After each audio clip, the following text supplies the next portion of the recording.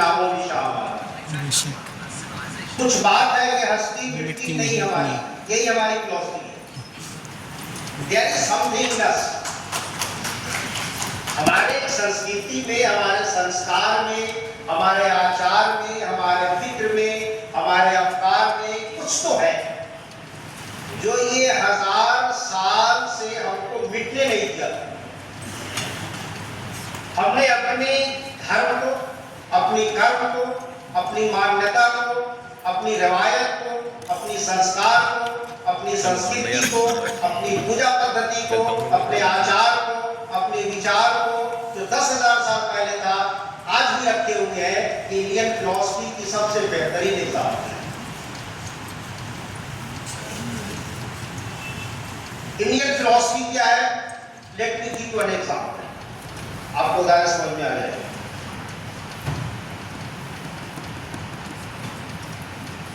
एक भगवान है, भगवान शंकर।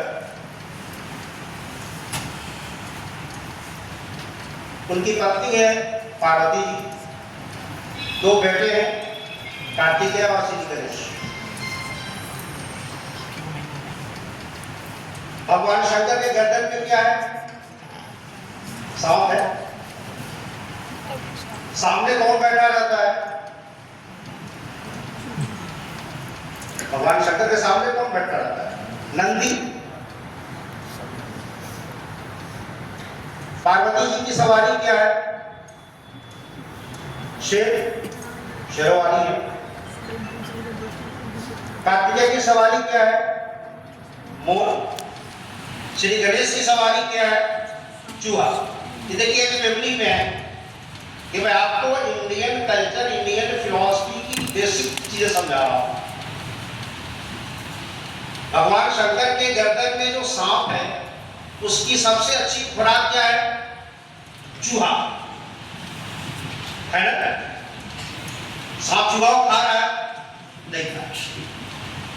जो नंदी बैठा है, ये सबसे अच्छी खुराक किसकी है? मां पार्वती के शेर की।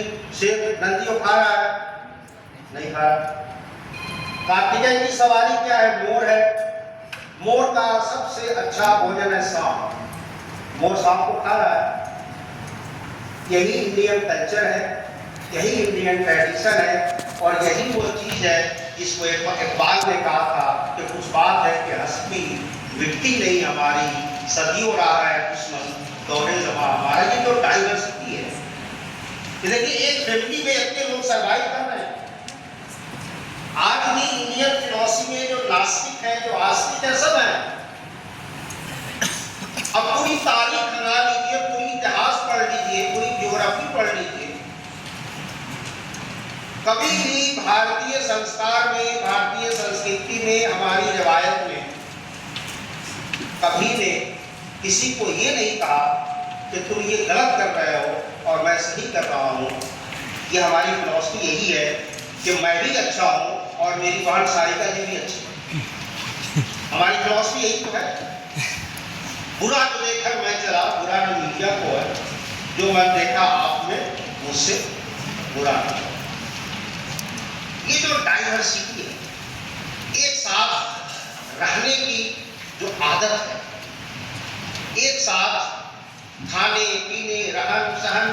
अब वो एक ही घर में 10 उपासना कर गुजारी, कोई किसी को कुछ नहीं कर रहा। हमारा सबसे बड़ा मसला ये है कि जो चीज ईश्वर को पूछनी चाहिए थी, जो चीज खुदा को पूछनी चाहिए थी, हम पूछ रहे हैं, जो हमारे बस में ही नहीं। पूजा हमने की भी नहीं की, नमाज हमने पढ़ी भी नहीं पढ़ी, कि हमको राइट नहीं पूछेगा। I don't have any right to ask कि क्या आपने नमाज पढ़ी, क्या आपने रोजा रखा, क्या आप मंदिर गए, क्या आप मस्जिद गए। ये मेरा राइट ही नहीं है, ये तो खुदा का राइट है। तो सब झगड़े की जड़ यही है कि जो खुदा को पूछना चाहिए था, हम पूछ रहे हैं।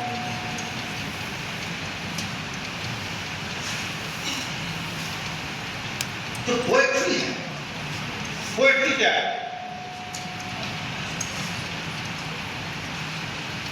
एक आशिक, एक प्रेमी जब अपने एहसासात को कागज पर लिखता है, पिक्चर बना देता है तो पेंटर है। और एक करीबी अगर अपने एहसासात को रूम बंद करके आंसू के जरिए निकालता है तो मजनू है। यही तो फर्क है। जहां पर पहुंचे रवि वहां पहुंचे कवि। तो हमारे सिस्टम में जो कवि और कविता है या जो काव्य शास्त्र है वो पूरी की पूरी इंडियन फिलॉसफी के अंदर है। चाहे आप चैतन्य को पढ़ें, चाहे आप रहीम को पढ़ें, चाहे आप कबीर को पढ़ें, चाहे आप शंकर देव को पढ़ें, चाहे आप विद्यापति को पढ़ें। मैं क्योंकि संस्कृत में जानता नहीं हूँ, संस्कृत को फारसी के जरिए पढ़ा मैं हमें कुसुर ने कहा था कि ज़बान यार तुर्की और तुर्की नगीना, तो सारिका जी ने उसको क्यों बुलाया आई डोंट नो, कि मैं वो संस्कृत जानता नहीं, लेकिन मैंने इन लोगों को पढ़ा है, विद्यापति को पढ़ा है, शंकर देव को पढ़ा है, मैंने रहीम को, कबीर को, रसमान को पढ़ा है, चैतन्य को पढ़ा है। इनकी पूरी की पूरी जो कविता है वो हमारे इंडियन फिलॉसफी के विषय पोथी पढ़ी जब हुआ पढ़नी भयानक हो, 2.5 अक्षर प्रेम का प्रयास पढ़नी थोड़ी जाए। पूरे विश्व में हम हैं जो इस कविता को लिख सकते हैं। 2.5 अक्षर का है। प्रेम को आप हिंदी में प्रेम को या इश्क को कुछ भी लिख दीजिए तो कभी कंप्लीट नहीं। प्रेम नाम ही इनकम्प्लीट है। प्रेम में अगर मिलन हो जाए तो उसी के इश्क डेड है। कहा जाता है कि इश्क प्रेम खत्म। मैं आशा करता हूँ कि दो दिन की जो संगोष्ठी है अभी तो आए थे नहीं देखेंगे, उसमें जो है बहुत सारी चीजें जो इंडियन फिलॉसफी है वो उभर कर आएगी। मैंने इंडियन फिलॉसफी का एज ए स्टूडेंट जो है थोड़ी बहुत पढ़ी है और उसका सार वही है जो उसको भगवान शंकर के फैमिली की मिली। और इससे बढ़कर कोई फिलॉसफी कोई चीज़ नहीं है। आप इतिहास पढ़ रहे हैं, भारतवर्ष में कभी भी किसी भी इतिहास के किसी भी खंड में किसी भी कंट्री पर किसी भी चीज पर हमला नहीं, आक्रमण नहीं। हमने जो भी आए उसको अपना बना लिया है। ये हमारी फिलॉसफी। क्या आप सोच सकते हैं कि सिखिज्म, चाइनीज्म, बुद्धिज्म भारतवर्ष के अलावा किसी दूसरे देश में बना सकता? क्या आप सोच सकते हैं कि सिखिज्म है किसी गल्फ कंट्री में, किसी यूरोपियन कंट्री में इसका जो है वो डेवलपमेंट हो सकता था? नहीं होता। किसी ओनली हैपेंस इन इंडिया। आप किसी भी रीजन का नाम लीजिए, we have in India. You forget about religion. You talk about any sect of religion. We have in India. ऐसे ऐसे रिलीजन हैं जो खत्म होने वाले हैं, हमने उनको अभी तक बांध के रखा हुआ तो कहीं नहीं मिलता, हमारे यहाँ मिलता। ऐसे थोड़े करते हैं कोस पे पानी होते हैं बाद कुछ सवाल। इतनी डाइवर्सिटी है हमारे अंदर, ये कहाँ से आ रहा है? ये हमारी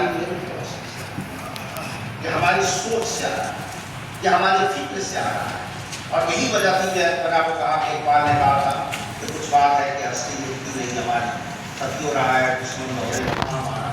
मैं इस छोटे से डिस्कशन के बाद मैं अपनी बात खत्म करता हूँ। मैं अलीगढ़ मुस्लिम यूनिवर्सिटी का वाइस चांसलर साहब का, संस्कृत डिपार्टमेंट का, यहाँ के गुरुजनों का मैं आभार व्यक्त करता हूँ कि उन्होंने मुझ जैसे कुछ आदमी को बुलाया और स्टेज पर बैठने का अवसर प्रदान किया। सर्वे संतु निरामया। ओम शांति शांति शांति।